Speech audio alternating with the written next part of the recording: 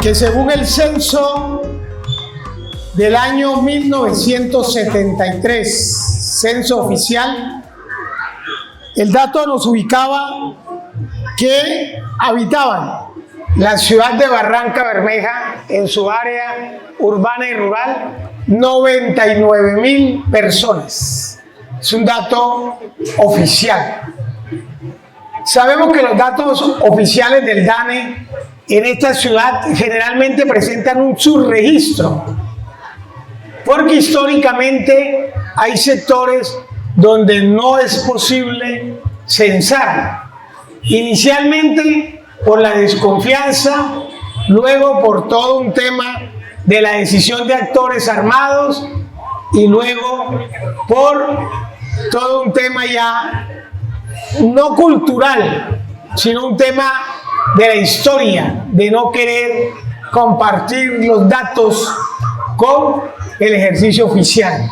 Pero digamos que el elemento oficial ubica en 99.000 habitantes en ese momento de la ciudad. Era un momento importante porque la ciudad cumplía 50 años. Recordemos que el nacimiento administrativo de Barranca Bermeja se da el 26 de abril del año 1922, mediante un elemento sui generis. Generalmente los municipios nacen con una ordenanza del departamento. Para esa época había muchas dificultades con ese tema de la ordenanza. Y los gerentes de la Tropical invitan a unos personajes de la Cámara de Representantes de Bogotá, y estos personajes vienen a hacer una valoración y prácticamente hacen el acto administrativo de nacimiento de la ciudad. O sea, cuando llega a la asamblea ya era un hecho jurídico, ya era un hecho administrativo el nacimiento de la ciudad en 1922. Tomo este dato de 1922 para traerlo al nacimiento del sector, que se da precisamente el 26 de abril del año 72. Por eso el nombre no es caprichoso. El nombre es en relación a que la ciudad cumplía 50 años. Era ese el momento. Ya dijimos, había una población aproximada de 99.000 habitantes. Había un desarrollo de la industria. Para ese momento hablábamos de la refinería y de los campos de producción. A partir del 72 va a aparecer otra historia, también con la producción. Pero, profe, usted también tiene otros elementos para no monopolizar la palabra. Se entiende que poblacionalmente la ciudad empezó a crecer desde mucho antes. Recordemos que, por ejemplo, el barrio Parnaso fue fundado en el 63 y el barrio Galán, que es vecino, fue fundado en el 65. Ya con esos dos primeros pasos, digamos, urbanísticamente ya podemos estar hablando de una ciudad o una promesa de ciudad. Porque cuando mencionaban lo del nacimiento administrativo de Barranca, pues yo no dejaba de imaginarme el mero caserío así, dependiente y construido pues para provecho de la empresa petrolera. Aquí hay un dato importante que introduce el profesor Valdés. Todos los que tenemos cabello blanco nos recordamos que Barranca en 1915 tenía 900 habitantes, 940 para ser exacto. Y cuando se hace el primer censo en el 22 para el municipio, ya éramos 3000. ¿De dónde había salido ese mundo de gente? No era que nos hubiéramos reproducido como Curís, no, había llegado una diáspora, particularmente de la sabana de Sucre, Córdoba y Bolívar. En ese entonces era un solo departamento, el departamento del Bolívar Grande. Luego fue que se estableció geográficamente los tres. Esos campesinos que vinieron a abrir la montaña para que pudiera entrar el taladro de la producción petrolera al campo de producción del kilómetro 22, que conocemos después como el centro, como corregimiento del centro. Van a desbordar lo que era la ciudad. La ciudad era una calle, la que hoy conocemos como la calle de la Campana. En ese entonces se conocía como la calle del río. Una vez establecido la Tropical, le regalan otra calle al naciente caserío, que es lo que hoy conocemos como la calle San Luis, la otra calle que va buscando el comercio. ¿Dónde se iba a ubicar ese mundo de gente que había llegado para la industria si solo habían dos calles? Pues resulta que la Tropical hace unos campamentos. Un campamento aquí en el casco urbano de Barranca Bermeja, entre los sectores que hoy conocemos como el antiguo Telecom, la Uso Barranca, y llegaba hasta donde está hoy Copetrán. Esos eran los campamentos. Y en el centro habían otros campamentos, en el campo 5, en el campo 36, en el campo 38, campo 45, etc. Empezando los 60 y ya habiendo recibido en el 51 el Estado la producción del petróleo, ya con Ecopetrol deciden acabar los campamentos. ¿Para dónde se iba esa gente?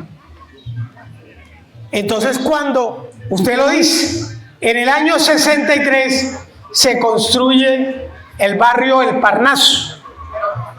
Allí van los trabajadores y sus familias que estaban en el campamento de Barranca, aquí del sector comercial. Y luego, 2 años después, se da todo el proceso de traer los que habitaban los campamentos del centro y se construye el barrio Galán Gómez. ¿Por qué Galán Gómez? Porque el primer gerente que tuvo el complejo, ya siendo del Estado, en el año 51, fue Mario Galán Gómez, padre de Luis Carlos Galán Sarmiento. El señor fue el primer gerente y hizo el plan quinquenal de la refinería. Y por eso el nombre Galán Gómez, en homenaje a ese ejecutivo que había dirigido el complejo industrial. Hasta ahí, para traer a colación esos dos nichos barriales, además que eran barrios construidos, planificados. Usted conoce el Parnaso, aquí todos conocemos el Parnaso. Galán, ¿cómo se distribuyó espacialmente? ¿Cierto? Y luego se da el cincuentenario, 72, y nace este sector. Y miremoslo, cómo es poblacionalmente establecido. Un poco venía un desarrollo urbanístico diferente. Porque los primeros barrios que hubo en la ciudad fueron el barrio Buenos Aires, que fue el primero, y luego el barrio Colombia. Estamos hablando de los años 30 y 40, con la llegada de los sirio-libaneses, que aquí, como no teníamos idea del Oriente le llamábamos a todos turcos. Todo el que venía del Oriente era turco. Pero ellos no eran de Turquía, venían de Siria y de Líbano. Eran familias sirio-libaneses que se dedicaban al comercio. Y ellos son los que organizan esos dos primeros barrios. Luego están la gente que va por el petróleo al Parnaso y a Galán. Y luego Barranca. Ya de todas las tendencias se viene a este sector que se va a llamar Cincuentenario, profe. Barranca, desde su nacimiento, no se puede decir que fuera solo hecha por barranqueños, ¿no? Porque aquí se dio una especie, como en otros lugares, la fiebre del oro, aquí se dio la fiebre del petróleo y eso hizo que de otras regiones de Colombia se concentraran acá y es por eso que aquí somos como tan diversos, tan ricos culturalmente, porque tenemos un poco de aquí, un poco de allá. Muchas culturas pues vinieron a dar, mencionando también a los sirios, a los libaneses, también de otras partes de Colombia, vinieron de la costa, de Antioquia, del valle. Sí, entonces, ese es uno de los rasgos que hace de Barranca un lugar tan especial, porque fue construido por muchas culturas al tiempo. El maestro García Canclini habla de la hibridación. La hibridación no es otra cosa que esas sociedades híbridas. ¿Y qué es lo que pasa con Barranca? Usted lo dice, profe Valdés. Éramos 900 en el 15, éramos 3.000 en el 22 y en el censo del 28 éramos 8.000. ¿De dónde esa reproducción? Usted lo ha dicho. Estábamos los de aquí. Después llegaron los de América del Norte, Estados Unidos, Canadá, se trajeron a los de Jamaica y con ellos llegó el Valle, Antioquia, Santander, Boyacá, Tolima y toda la sabana y el litoral caribe. Ese encuentro de esos mundos culturales es lo que el maestro Canclini llama la hibridación, una sociedad totalmente híbrida. Hagamos un ejercicio, mirémonos entre los que estamos aquí, mirémonos a los rostros. ¿Nos parecemos? ¿Somos iguales? No, y todos somos de aquí, porque somos el resultado de esa hibridación que pare a Barranca Bermeja. Por eso cuando la gente dice que no tenemos una identidad, eso es una falacia. Nuestra identidad es la diversidad. Somos totalmente diversos. Somos como el arco iris. Tenemos amarillitos catapila, tenemos negritos quemaditos, tenemos otros menos negritos quemaditos. Ahí están todas las tonalidades. Esa es la hibridación nuestra. Pero además, nacemos en un sincretismo religioso, que es bien importante. Estábamos aquí y teníamos alguna idea de los ritos ancestrales, indígenas. Luego llegan los norteamericanos y nos traen lo protestante, la cultura evangélica. Luego llega la Compañía de Jesús en 1918 y trae la religión católica. Luego llegan en el 30 los sirio-libaneses y traen a Alá, al maometano. Y todo ese mundo de religiones no se matan, no hacen una guerra, sino que se encuentran y se entrelazan. Por eso hay un sincretismo religioso sobre la ciudad. Y esa es nuestra diversidad, nuestra riqueza, los que nos permite ser sui generis, a la luz de la faz del desarrollo de las comunidades en el país, profe. Esta pequeña historia parece que nos dejara la lección de que en soledad no se logra nada, ¿no? Sino que es el trabajo comunitario, el unir fuerzas, la convergencia de voluntades, lo que hace posible que se levanten barrios, que se levanten estructuras, que se cree ciudad. Oiga, vamos a hablar ahora de lo nuestro, del cincuentenario, de los hermanos Reyes Rivero. que eran unos hacendados, unos potentados, gente muy representativa de la naciente ciudad en los primeros 50 años. Ellos eran dueños de una gran hacienda que inicialmente se llamó El Cerro. Por eso cuando construyen allí, unos años antes del 72, el barrio vecino, a ese barrio le llamaron El Cerro. Y mucho después, alguien se le ocurrió decir que era El Castillo, pero bueno, para nosotros sigue siendo El Cerro. ¿Cierto? Luego la Liga Internacional por un Mundo Mejor, que fue la primera gran ONG que tuvo este territorio, creó ahí cerquita un sector que llamó la Liga. ¿Por qué? Porque ellos eran la Liga Internacional por un Mundo Mejor. Entonces nació la Liga. Y luego nace el Cincuentenario. Cincuentenario es el despegue del sector sur, porque el sector sur históricamente era El Cerro y el barrio del Campestre. Eran los dos barrios. Ese es el sector sur. A raíz del nacimiento del Cincuentenario se da un desarrollo importante y empiezan a nacer sectores poblacionales diversos.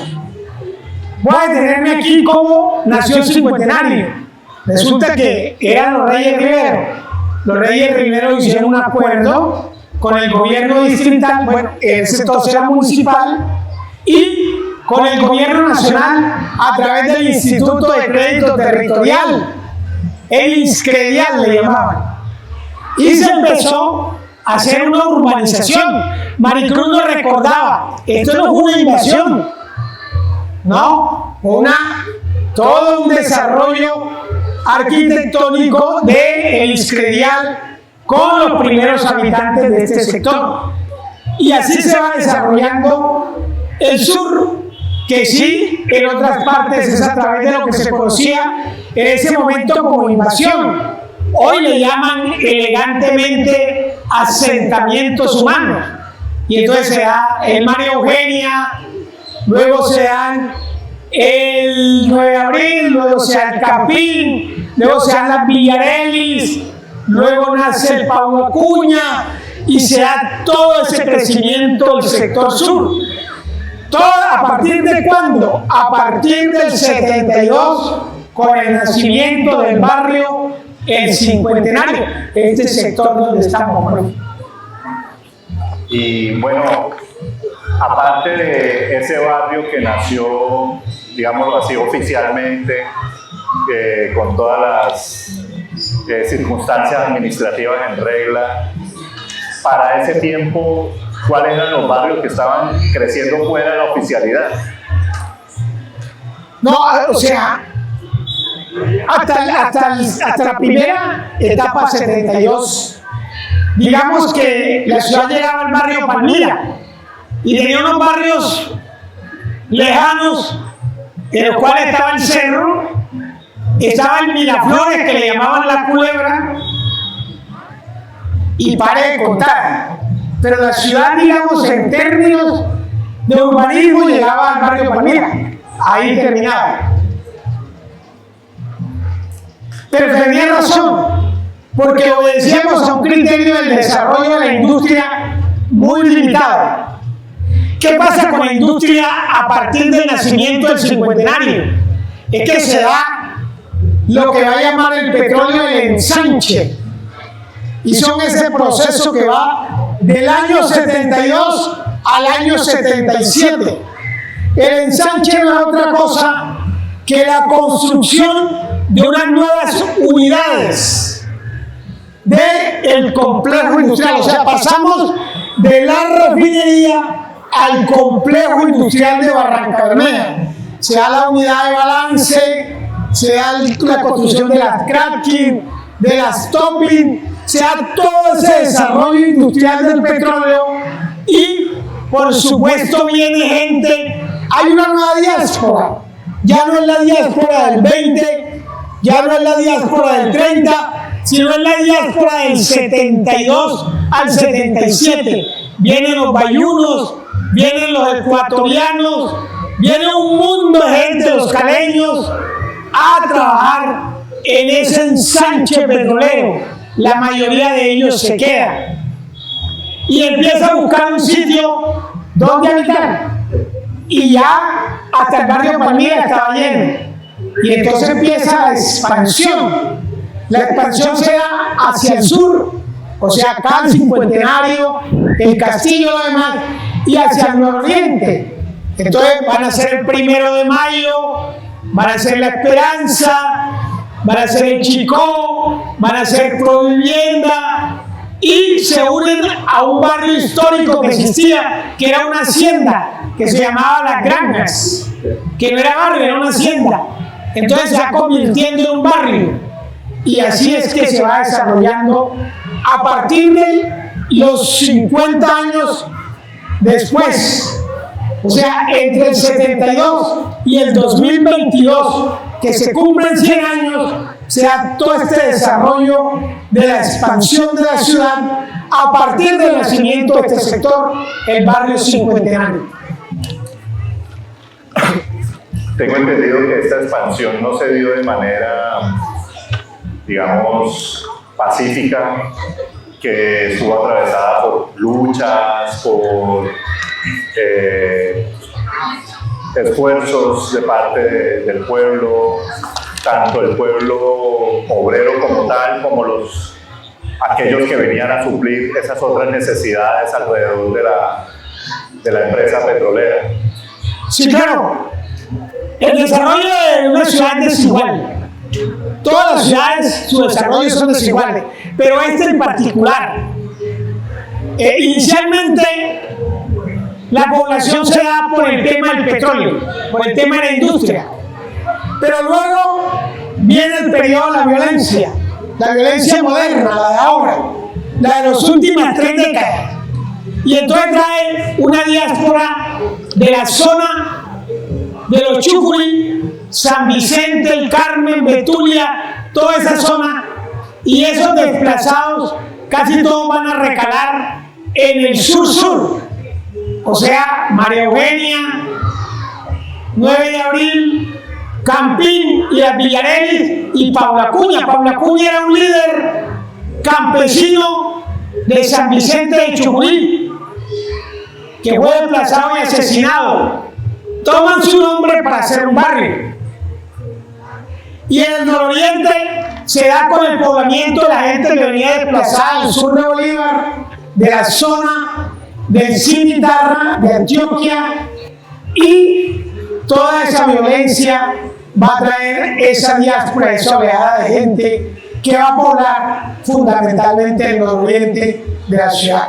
O sea, aquí hay una multiplicidad de circunstancias que traen a la ciudad mucha gente. El desarrollo no es planificado. Aquí el Cincuentenario se ha planificado. Hay toda una estructura, hay todo un desarrollo, Instituto de Crédito Territorial. En el resto, la mayoría no. Las familias van llenando tierras, van construyendo como se les ocurre, y poco a poco es que se va avanzando y se va normalizando. La última gran toma de tierra se da en lo que nosotros conocemos como La Unión, aquí en la Comuna 7, en la zona de expansión hacia la salida a la autopista, hacia el kilómetro 2. Ahí hay no sé qué cantidad de gente, pero mucha, de nuevos asentamientos productos de violencias. Ese es el desarrollo de la ciudad, así hemos crecido.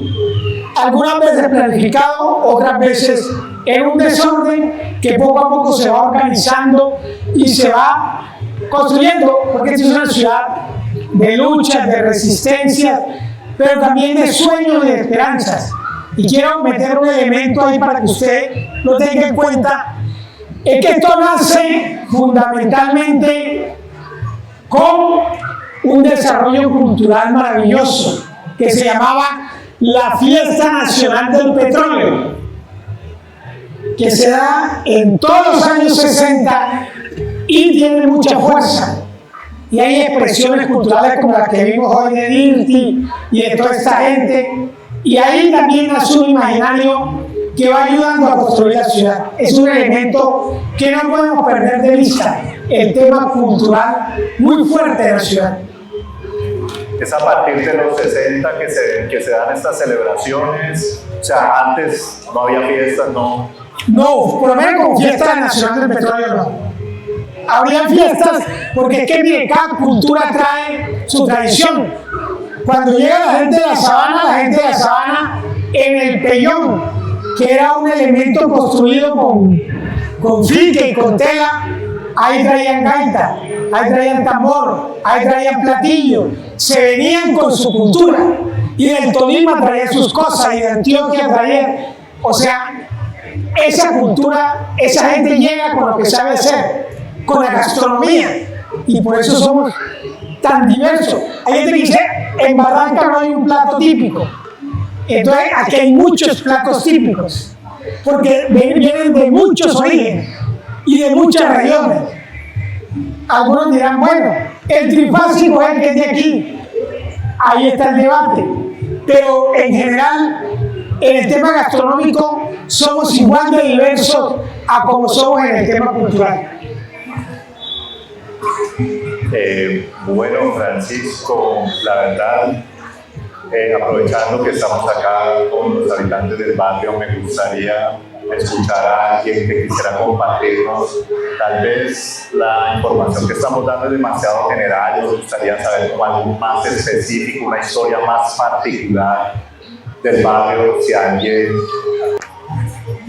Bueno, yo quiero hablar un poquito sobre la información que acaba de hacer aquí el señor con respecto a que el surf empezó acá. No, empezó en el barrio El Castillo y se llama así. Llegué a vivir allá a los 11 años de edad. Sí, pero también soy fundadora del barrio.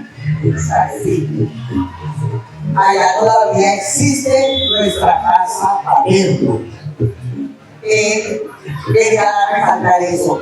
El cerro se le opuso a la comunidad, pero el Instituto de Crédito le dio el nombre de barrio El Castillo. Aparece en todas las escrituras que le entregó a cada uno de los habitantes que adquirieron ese derecho de tener su vivienda allá. O sea, que el cerro es el apodo. El cerro es el apodo, pero el que se llama el cerro es la parte esta donde está construida los pinos y hacia el fondo las casas que hizo el municipio. Ese es el cerro. Sí, ese sí tiene el nombre del cerro, pero allá es el castillo. Y alrededor vi la construcción también de las casas de la Liga por un mundo mejor, que era, las primeras las hizo la Liga, las otras fueron en autoconstrucción, al igual que el barriecito que está allí, que lo hizo también el instituto, y se llama autoconstrucción. El instituto dio una parte y los que tomaron la vivienda hicieron el resto. ¿Qué quiero decir cuando el instituto hizo este barrio? Primero 1.200 casas que empezaron en la Manzana 1 y terminaron al frente de la cancha que llamamos de tierra. Hasta ahí 1.200 casas. Y dirán, si hay 1.200, pues comparen. El sector del tanque solo tiene 220 casas. ¿Sí? Y de ahí en adelante cuenten el resto que falta, que es bastante. Son 1.200. El instituto tenía una vivienda aquí donde estaban todas las llaves de las 1.200 casas y era en la casa que está al lado de la papelería, que ahora es una venta de comida rápida. Ahí vivió el contador del Instituto de Crédito después de que ya se acabaron las adjudicaciones. Esa casa la tomó él. Le cuento, el barrio empezó en la Manzana 1. El primer habitante fue don Marcos Monsalve, trabajador del Hospital San Rafael de Barranca Bermeja. Llegó en el mes de mayo de 1975. Nosotros, mi esposo y mis dos hijos, llegamos en el mes de junio, un 6 de junio de 1975. De ahí llegaron otros pobladores y la primera manzana que empezó a poblarse fue la 1. Teníamos una tiendita que la hizo, porque aquí el barrio, el instituto hizo casas tiendas. Y el compromiso del que la tomaba era que tenía que montar tienda ahí. Y hay varias. Pero ya al final, ya todo el mundo la cogió como, no montó tienda. Algunos sí cumplieron ese compromiso. Y la primera tiendita la fundó el señor Alirio Guevara. Y la llamaba Tienda en Silencio, porque era una tranquilidad única que no se oía nada. Pero después, cuando ya llegó la sectorización de parroquia, por estar esa estructura ahí, que ya habían hasta bajado el tanque ese y se lo habían llevado para el llanito, le pusieron el sector del tanque. Pero el tanque no está ahí, está la estructura. Comentarle que esa fue la primera etapa y la segunda etapa es esta. Después hicieron otra tercera etapa de unas casas que están frente a la cancha y otras que están frente a la otra cancha abajo, al lado de la iglesia, al frente. ¿Sí? Fueron tapando esos espacios porque pues la verdad era mucha la demanda que tenía el instituto de personas que querían vivir acá en el barrio. Hay algo para aclarar.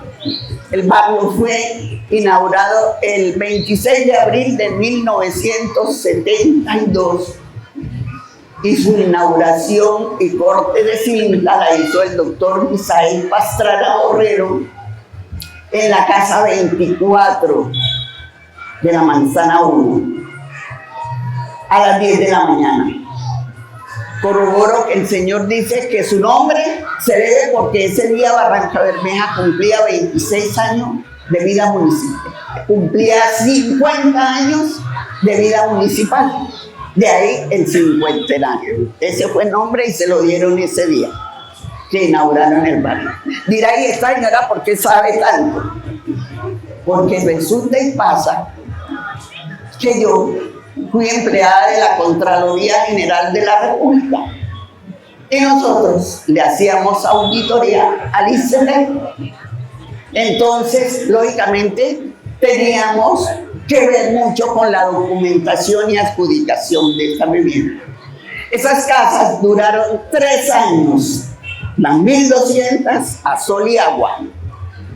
Cuando el instituto fue a entregarnos la vivienda a los primeros que llegamos, les tocó cambiar puertas y ventanas porque duraron 3 años a sol y agua, no las queríamos ni regaladas. Y yo le hacía auditoría.